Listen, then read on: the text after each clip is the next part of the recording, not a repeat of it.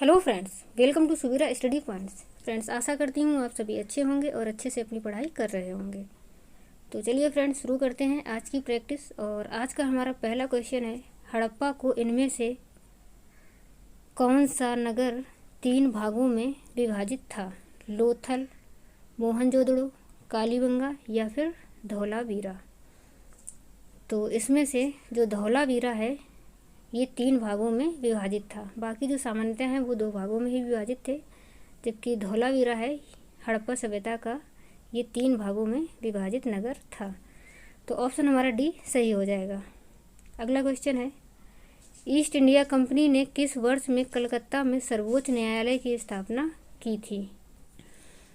तो कलकत्ता में सर्वोच्च न्यायालय की स्थापना की गई थी। वैसे सर्वोच्च न्यायालय की स्थापना 1774 ईस्वी में हुई थी, लेकिन 1773 में रेगुलेटिंग एक्ट आया था। उसी एक्ट के तहत कलकत्ता में सर्वोच्च न्यायालय की स्थापना होती। तो इसमें 1774 ऑप्शन तो है नहीं, तो हमारा ऑप्शन सही हो जाएगा सी 1773, क्योंकि इसकी स्थापना रेगुलेटिंग एक्ट के तहत हुई थी और जो कि आया था 1773 ईस्वी में। उसके बाद अगला क्वेश्चन है, अकबर द्वारा बनाया गया प्रसिद्ध ऐतिहासिक स्मारक बुलंद दरवाज़ा उत्तर प्रदेश के जिले में स्थित है? मेरठ, कानपुर, आगरा या फिर इलाहाबाद में। तो जो बुलंद दरवाज़ा है इसका निर्माण अकबर ने करवाया था और ये स्थित है आगरा में। इसके बाद हमारा अगला क्वेश्चन है, किस सिख गुरु की जयंती गुरु पर्व त्यौहार के रूप में मनाई जाती है? गुरु गोविंद सिंह, गुरु तेग बहादुर, गुरु अर्जुन देव या फिर गुरु नानक देव। तो ये गुरु पर्व मनाया जाता है गुरु नानक देव की जयंती पर। तो ऑप्शन हमारा डी सही हो जाएगा। उसके बाद अगला क्वेश्चन है, वर्ष में ईस्ट इंडिया कंपनी के जहाज़ों ने सूरत के पास स्थित स्वाली एस्चुरी में पुर्तगालियों को पराजित किया था। तो ईस्ट इंडिया कंपनी के जहाज़ों ने पुर्तगालियों को पराजित किया था 1612 ईस्वी में। ऑप्शन हमारा सी सही हो जाएगा। अगला क्वेश्चन है, असहयोग आंदोलन कब वापस ले लिया गया? फरवरी 1922, मार्च 1926, मई 1929, सितंबर 1925 में। तो जो असहयोग आंदोलन है ये शुरू होता है 1 अगस्त 1920 से। 1 अगस्त 1920 से इसकी शुरुआत होती है और 5 फरवरी 1922 में चौरा चौरी नामक स्थान पर गोरखपुर में अहिंसात्मक घटना हो जाने के कारण इसको बंद करना पड़ा। तो ये कब बंद कर लिया गया, मतलब कब वापस ले लिया गया? फरवरी 1922 में। तो ऑप्शन हमारा ए सही हो जाएगा। अगला क्वेश्चन, किस स्वतंत्रता सेनानी को लोकमान्य की मानद उपाधि दी गई है? लाला लाजपत राय, दादा भाई नौरोजी, बाल गंगाधर तिलक या फिर राजेंद्र प्रसाद को। तो लाला लाजपत राय की अगर बात करें तो इन्हें उपाधि दी गई है पंजाब केसरी की। किसकी दी गई है? पंजाब केसरी। और जो दादा भाई नौरोजी हैं इन्हें भारत का वयोवृद्ध या फिर grand old man of India कहा जाता है। ग्रैंड ओल्ड मैन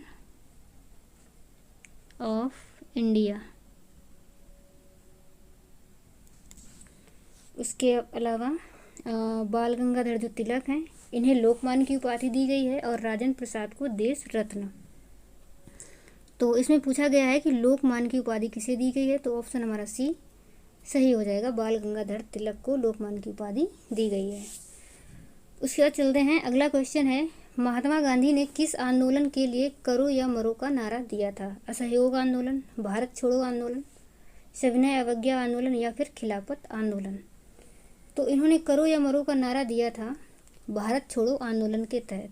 और भारत छोड़ो आंदोलन कब शुरू हुआ था? 8 अगस्त 1942 में। 8 अगस्त 1942। और इसी के तहत इन्होंने नारा दिया था करो या मरो का। तो ऑप्शन हमारा बी सही हो जाएगा।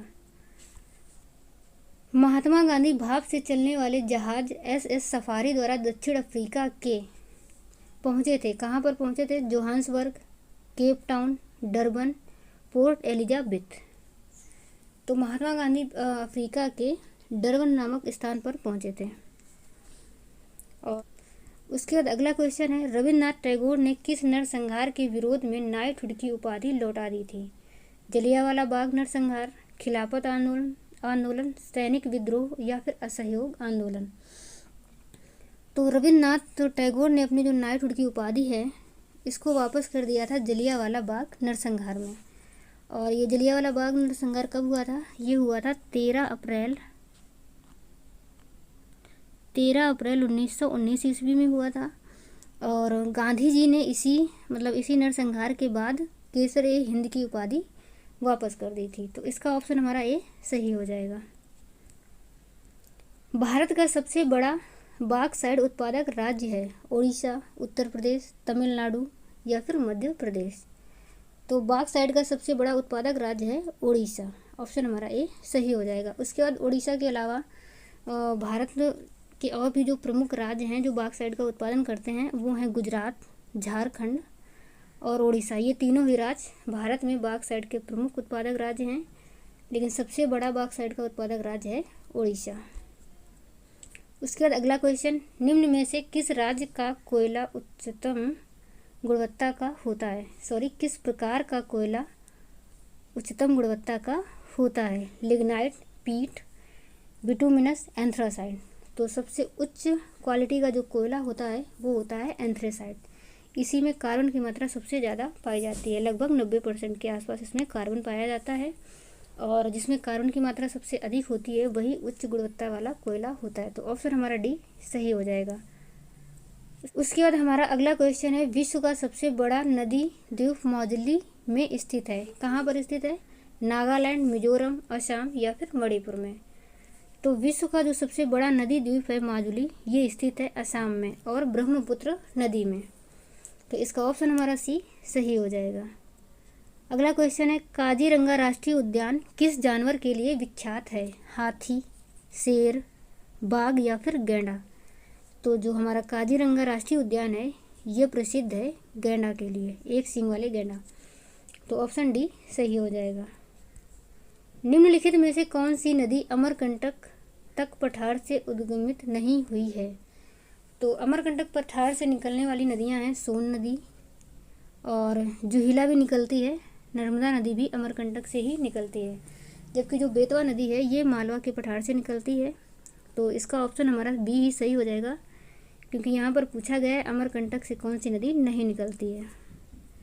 चलिए अगला क्वेश्चन है, भारतीय संविधान में संघवाद निम्न में से किस देश से लिया गया है? यूएसए, कनाडा, ऑस्ट्रेलिया या फिर इटली से। तो भारतीय संविधान में संघवाद लिया गया है कनाडा से। ऑप्शन हमारा बी सही हो जाएगा। इसके अलावा यूएसए से लिया गया है मूल अधिकार और न्यायिक पुनरावलोकन, और ऑस्ट्रेलिया से संवृत्ति सूची, और कनाडा से संघवाद। इसके अलावा केंद्र और राज्य के बीच शक्तियों का बंटवारा भी कनाडा से ही लिया गया है। इसका ऑप्शन हमारा बी सही हो जाएगा। उसके बाद अगला क्वेश्चन है, इनमें से कौन सा भारत में कृषि विपणन के मुख्य दोषों में से एक नहीं है? भंडारण सुविधा की कमी, परिवहन की कमी, अनुकूल मंडी, मार्केट इंटेलिजेंस की कमी। तो ये पूछ रहा है कि मुख्य दोषों में से कौन सा एक नहीं है।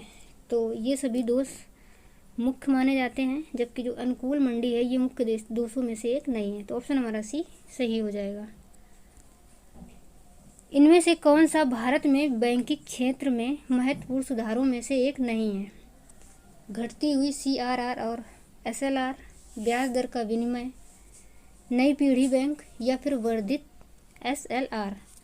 तो इसके लिए ऑप्शन हमारा सही हो जाएगा डी, वर्धित SLR। उसके बाद अगला क्वेश्चन है, अवमूल्यन का अर्थ है घरेलू मुद्रा के स्थान पर नई मुद्रा को लागू करना, चल पूंजी, अन्य देशों की मुद्रा की तुलना में घरेलू मुद्रा का मान कम करना या फिर घरेलू मुद्रा का मान बढ़ाना। तो अवमूल्यन का अर्थ होता है अन्य देशों की मुद्रा की तुलना में घरेलू मुद्रा का मान कम करना। ऑप्शन हमारा सी सही हो जाएगा। अगला क्वेश्चन है, भारत की 12वीं पंचवर्षीय योजना का मुख्य उद्देश्य क्या है? तेज और सम्मिलित विकास, तेज, शीघ्र और विश्वसनीय सम्मिलित विकास, तेज, विश्वसनीय और अधिक सम्मिलित विकास। तेज, सतत और अधिक सम्मिलित विकास। तो जो 12वीं पंचवर्षीय योजना है, इसके लिए हमारा जो मुख्य उद्देश्य था वो था तेज, सतत और अधिक सम्मिलित विकास। तो ऑप्शन हमारा डी सही हो जाएगा। उसके बाद अगला क्वेश्चन है, भारतीय संविधान में कानून बनाने की निर्धारित प्रक्रिया काफ़ी हद तक के संविधान द्वारा प्रभावित है। दक्षिणी अमेरिका, जर्मनी, जापान, संयुक्त राज्य अमेरिका। तो जो भारतीय संविधान है और इसके कानून बनाने की जो निर्धारित प्रक्रिया है, ये काफ़ी हद तक संयुक्त राज्य अमेरिका के संविधान से प्रभावित है। तो ऑप्शन हमारा डी सही हो जाएगा। उसके बाद अगला क्वेश्चन है, शिक्षा का अधिकार अधिनियम वर्ष में भारत की संसद द्वारा अधिनियमित किया गया था।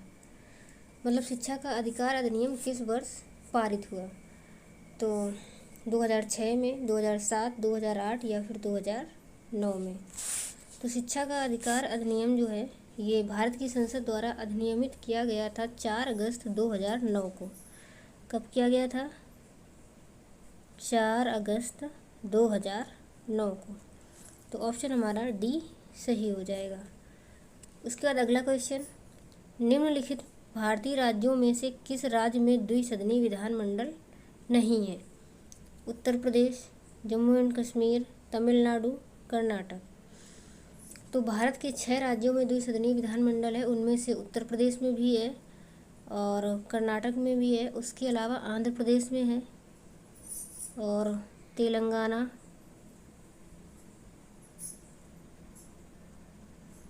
और इसके अलावा बिहार, महाराष्ट्र, बिहार और महाराष्ट्र। तो ये 6 राज्य हो गए, उत्तर प्रदेश, कर्नाटक, आंध्र प्रदेश, तेलंगाना, बिहार और महाराष्ट्र। इन 6 राज्यों में द्विसदनीय विधानमंडल है। तो इसके अलावा किस में नहीं है? तो तमिलनाडु में नहीं हो जाएगा, क्योंकि जम्मू कश्मीर जो है ये एक अब राज्य नहीं रहा है। तो ऑप्शन हमारा सी सही हो जाएगा। उसके बाद अगला क्वेश्चन, किस अनुसूची में संविधान द्वारा मान्यता प्राप्त भाषा का उल्लेख किया गया है? तो संविधान द्वारा मान्यता प्राप्त भाषा का उल्लेख है 8वीं अनुसूची में। इसके अलावा 9वीं अनुसूची की अगर बात करें तो इसमें भूमि सुधार, जमींदारी उन्मूलन आदि से संबंधित विषयों का उल्लेख है। और जो 7वीं अनुसूची है इसमें केंद्र एवं राज्यों के बीच शक्तियों का बंटवारा है, जबकि 6वीं अनुसूची में पूर्वोत्तर के 4 राज्यों को शामिल किया गया है। और वो पूर्वोत्तर के 4 राज्य कौन कौन से हैं? असम, मेघालय, त्रिपुरा और मिजोरम। असम, मेघालय, त्रिपुरा और मिजोरम। तो इसके लिए ऑप्शन हमारा डी सही हो जाएगा। संविधान का अनुच्छेद राज्यपाल की नियुक्ति से संबंधित है। मतलब कौन सा अनुच्छेद राज्यपाल की नियुक्ति से संबंधित है? आर्टिकल 164, 155, 163 या फिर 175। तो आर्टिकल 155 राज्यपाल की नियुक्ति से संबंधित है। तो ऑप्शन हमारा बी सही हो जाएगा। अगला क्वेश्चन है, निम्न में से कौन एक वैज्ञानिक होने के साथ साथ एक महान उद्योगपति भी थे जिन्होंने भारत में कई उद्योगों की स्थापना की है? सीवी रमन, जेसी बोस, विक्रम साराभाई या फिर होमी जहांगीर भाभा। तो जो विक्रम साराभाई हैं ये एक वैज्ञानिक होने के साथ साथ एक महान उद्योगपति भी थे। तो ऑप्शन हमारा सी सही हो जाएगा। अगला क्वेश्चन है, फ़ारेनहाइट में जल का क्वथनांक होता है 100 डिग्री फ़ारेनहाइट या फिर 212 डिग्री फ़ारेनहाइट, 150 फ़ारेनहाइट या फिर 244 फ़ारेनहाइट। तो इसके लिए जो हमारा ऑप्शन सही हो जाएगा कि फ़ारेनहाइट में जल का क्वथनांक होता है 212 फ़ारेनहाइट। इसके बाद अगला क्वेश्चन, एंटीबायोटिक पेनिसिलिन की खोज किसने की थी? Archimedes, Alexander Fleming, Alexander Graham Bell या फिर लुई पास्चर ने। तो एंटीबायोटिक जो पेनिसिलिन है इसकी खोज की थी अलेक्जेंडर फ्लेमिंग ने। और खोज कब की थी? ये की थी इन्होंने 1928 में। इसके अलावा जो लुई पास्चर हैं इन्होंने रेबीज के टीके की खोज की थी, एंथ्रेक्स के टीके की और कालरा के टीके की भी खोज लुई पास्चर ने की थी। इसके लिए हमारा ऑप्शन बी सही हो जाएगा। उस वाहिनी का चयन करें जो मूत्राशय से मूत्र को शरीर के बाहर ले जाती है। उरेथ्रा, यूरेटर, ब्लैडर या फिर रेनल पेल्वी। तो इसके लिए हमारा जो ऑप्शन सही हो जाएगा वो हो जाएगा उरेथ्रा। अगला क्वेश्चन है, मनुष्य में पित्त का उत्पादन किस अंग में होता है। तो यहाँ पर पित्त के उत्पादन की बात बोली है, तो पित्त का उत्पादन होता है जिगर में, यानी कि यकृत में।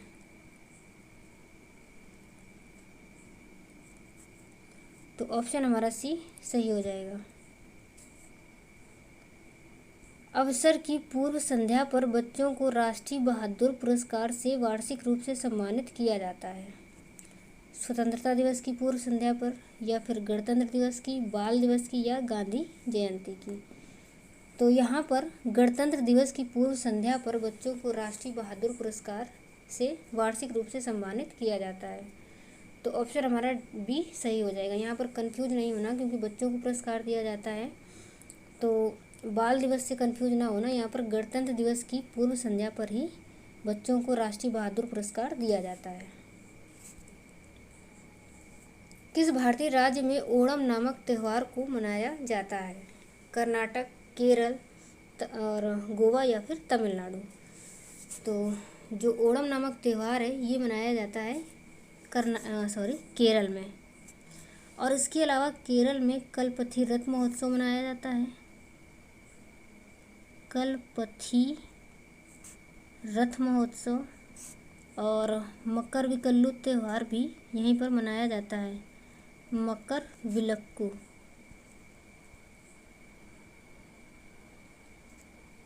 उसके अलावा तमिलनाडु में थाईपुसम और पोंगल, थाईपुसम और पोंगल। तो तमिलनाडु का जो त्यौहार है थाईपुसम काफ़ी महत्वपूर्ण है, कई एग्जामों में पूछा गया है, और पोंगल को भी याद रखना। इसके अलावा जो गोवा है, यहाँ का जो प्रसिद्ध फेस्टिवल है वो है सिग्मो फेस्टिवल। सिग्मो फेस्टिवल। तो इनको भी अच्छे से याद रखेंगे। और जो ओणम नामक त्यौहार है ये मनाया जाता है केरल में। तो ऑप्शन हमारा बी सही हो जाएगा। उसके बाद अगला क्वेश्चन है, भारत की खोज या द डिस्कवरी ऑफ इंडिया पुस्तक निम्न में से किनके द्वारा लिखी गई थी। तो विजय लक्ष्मी पंडित, जवाहरलाल नेहरू, मौलाना अबुल कलाम आज़ाद या फिर डॉक्टर राजेंद्र प्रसाद। तो द डिस्कवरी ऑफ इंडिया या फिर भारत की खोज नामक जो पुस्तक है ये लिखी है जवाहरलाल नेहरू ने। भारत में राष्ट्रीय चिकित्सक दिवस की जन्म और मृत्यु जयंती के रूप में मनाया जाता है। Doctor Hargovind Khurana, doctor Satish Chandra, doctor Bidhan Chandra राय या फिर डॉक्टर सारंगी। तो ये मनाया जाता है डॉक्टर विधान चंद्र राय के जन्मदिन और मृत्यु जयंती पर मनाया जाता है। और कब मनाया जाता है, ये मनाया जाता है 1 जुलाई को। 1 जुलाई, प्रत्येक वर्ष 1 जुलाई को डॉक्टर विधान चंद्र राय के जन्म और मृत्यु जयंती के रूप में मनाया जाता है। तो ऑप्शन हमारा सी सही हो जाएगा। तो याद रखना है कि राष्ट्रीय चिकित्सक दिवस कब मनाया जाता है, 1 जुलाई को। उसके बाद अगला क्वेश्चन है, घूमर किस भारतीय राज्य का पारंपरिक सामाजिक लोक नृत्य है। राजस्थान का, गुजरात, असम या फिर पंजाब का। तो जो घूमर है ये राजस्थान का पारंपरिक सामाजिक लोक नृत्य है। तो ऑप्शन हमारा ए सही हो जाएगा। उसके अलावा गुजरात की अगर बात करें तो यहाँ का जो प्रसिद्ध नृत्य है वो है गरबा और डांडिया। पंजाब का भांगड़ा है, भांगड़ा, और असम का बिहू।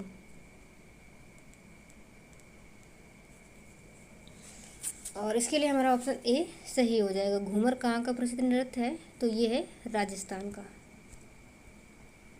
रविन्द्रनाथ टैगोर द्वारा लिखी गई कविता आमार सोनार बांग्ला के संबंध में निम्न में से कौन सा कथन सही है? इसमें सही पूछा गया है। यह टैगोर की पहली कविता थी। इस कविता को बाद में बांग्लादेश ने अपने राष्ट्रगान के रूप में अपनाया। इस कविता के लिए टैगोर को नोबेल पुरस्कार दिया गया था। यह कविता शांति निकेतन में एक स्कूल की प्रार्थना थी। तो इसमें सही पूछा गया है, तो सही ये वाला हो जाएगा कि इस कविता को बाद में बांग्लादेश ने राष्ट्रगान के रूप में अपना लिया था। और टैगोर को नोबेल जो है इसके लिए नहीं मिला था, इन्हें मिला था गीतांजलि के लिए, और 1913 में। तो इसके लिए ऑप्शन हमारा बी सही हो जाएगा। वर्साय का महल निम्न में से किस यूरोपीय राजधानी के पास स्थित था? लंदन, पेरिस, रोम या फिर ब्रुसेल्स? तो जो वर्साय का महल है ये स्थित है पेरिस के पास। तो ऑप्शन हमारा बी सही हो जाएगा। ऑक्सफोर्ड और कैम्ब्रिज नामक दो प्रसिद्ध विश्वविद्यालय निम्नलिखित किस देश में स्थित हैं? फ्रांस में, संयुक्त राज्य अमेरिका, यूनाइटेड किंगडम या फिर इटली में? तो जो ऑक्सफोर्ड और कैम्ब्रिज जो दो प्रसिद्ध विश्वविद्यालय हैं ये स्थित है यूनाइटेड किंगडम में। भारत में कुल कितने संरक्षित जैव मंडल हैं? 10, 12, 18 या फिर 25? तो भारत में कुल संरक्षित जैव मंडल हैं 18, इनकी संख्या 18 है। तो ऑप्शन हमारा सी सही हो जाएगा। उसके बाद अगला क्वेश्चन, दांदेली वन्य जीव अभ्यारण्य भारत के किस राज्य में स्थित है? केरल में, तमिलनाडु, तेलंगाना या फिर कर्नाटक? तो जो दांदेली वन्य जीव अभ्यारण्य है ये स्थित है कर्नाटका में। तो ऑप्शन हमारा डी सही हो जाएगा।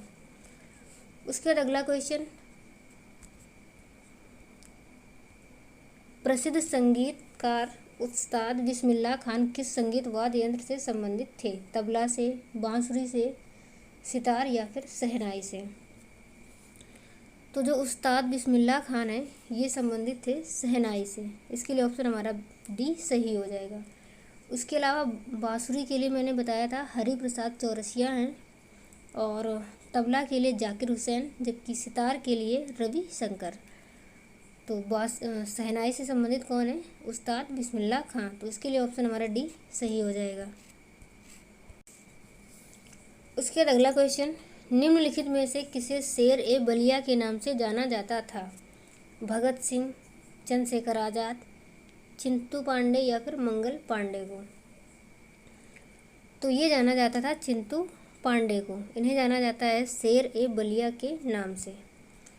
उसके बाद अगला क्वेश्चन, कवयित्री महादेवी वर्मा का जन्म किस शहर में हुआ था? आजमगढ़, चित्रकूट, कन्नौज या फिर फर्रुखाबाद में? तो इनका जन्म, महादेवी वर्मा का जन्म होता है फर्रुखाबाद में। उसके बाद अगला क्वेश्चन, बनारस हिंदू विश्वविद्यालय की स्थापना निम्नलिखित में से किसने की थी? रविन्द्रनाथ टैगोर, गणेश शंकर विद्यार्थी, गोविंद बल्लभ पंत या फिर मदन मोहन मालवीय ने? तो जो बनारस हिंदू विश्वविद्यालय है इसकी स्थापना मदन मोहन मालवीय ने की थी। तो इसके लिए हमारा ऑप्शन डी सही हो जाएगा। अगला क्वेश्चन, बहुजन हिताय बहुजन सुखाय निम्नलिखित में से किस राष्ट्रीय संस्थान का संस्कृत आधारित आदर्श वाक्य है? दूरदर्शन, बनारस हिंदू विश्वविद्यालय, ऑल इंडिया रेडियो या फिर भारतीय मौसम विज्ञान विभाग का? तो बहुजन हिताय बहुजन सुखाय ये आदर्श वाक्य है ऑल इंडिया रेडियो का। तो ऑप्शन हमारा सी सही हो जाएगा। उसके बाद अगला क्वेश्चन है, वह कौन से कवि और संत हैं जिन्होंने रामायण का दूसरा संस्करण रामचरित लिखा था? रविदास, सूरदास, कालिदास या फिर तुलसीदास? तो रामचरितमानस लिखी है तुलसीदास ने। और अगला क्वेश्चन, अर्जुन पुरस्कार किस लिए दिए जाते हैं? विशिष्ट समाज सेवाओं के लिए, खेल के क्षेत्र में उत्कृष्ट प्रदर्शन के लिए, युद्ध में वीरता के लिए या फिर आपातकालीन स्थिति में विशिष्ट सेवा के लिए? तो अर्जुन पुरस्कार खेल के क्षेत्र में उत्कृष्ट प्रदर्शन के लिए दिए जाते हैं। रक्षा अनुसंधान और विकास संगठन द्वारा सतह से सतह पर विकसित परमाणु सक्षम अंतर महाद्वीपीय बैलिस्टिक मिसाइल का नाम क्या है? तो इसके लिए ऑप्शन हमारा अग्नि 5 सही हो जाएगा, जो कि सतह से सतह विकसित परमाणु में सक्षम अंतर महाद्वीपीय बैलिस्टिक मिसाइल है। उसका अगला क्वेश्चन है, माले की राजधानी है अल्जीरिया, मालदीव, केन्या या फिर मॉरिशस। तो जो माले है ये किसकी राजधानी है? तो ये राजधानी है मालदीव की। तो इसके लिए जो हमारा ऑप्शन है वो बी सही हो जाएगा। उसके अलावा अगर हम बात करें तो अल्जीरिया की राजधानी अल्जीरियस है और केन्या की राजधानी है नैरोबी।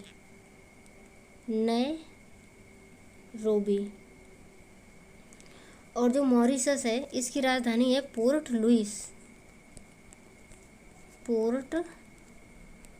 लुइस। उसके अलावा इसका जो हमारा ऑप्शन सही होगा वो सही होगा बी। उसके बाद अगला क्वेश्चन है, सूची 1 को सूची 2 के साथ सुमेलित कीजिए। तंजानिया की राजधानी क्या है? और क्योंकि ये देश दिए हुए हैं और ये राजधानी, तो तंजानिया, केन्या, नामीबिया और मोरक्को, इन सब की राजधानियों को हमें उनसे मैच करना है। तो तंजानिया की राजधानी है डोडोमा, केन्या की राजधानी मैंने अभी बताया नैरोबी है, और नामीबिया की राजधानी है विंडहूक, और मोरक्को की राजधानी है रबात। तो देख लेते हैं कि हमारा कौन सा ऑप्शन मैच करेगा।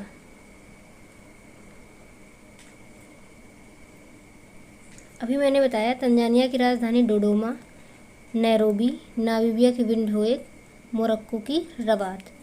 तो ए का तीसरा सही हो जाएगा, तो तीसरे के लिए ये और ये है। उसके बाद बी का दूसरा, तो बी का दूसरा सिर्फ यही इसी में है, नामीबिया सी नंबर का 4th, और मोरक्को की राजधानी है रबात। तो इसके लिए ऑप्शन हमारा ए सही हो जाएगा। तो फ्रेंड्स, ये कुछ स्टैटिक जीके और सामान्य अध्ययन से संबंधित क्वेश्चन थे। तो मैं आशा करती हूँ कि आप लोगों को अच्छे से समझ में आए होंगे। इसके अलावा अगर आप लोगों ने मेरे चैनल को सब्सक्राइब नहीं किया है तो चैनल को सब्सक्राइब कर दें, वीडियो को लाइक एंड शेयर कर दें, एंड बेल आइकन भी प्रेस कर लें ताकि आने वाली सभी वीडियो की नोटिफिकेशन आप लोगों को मिलती रहे।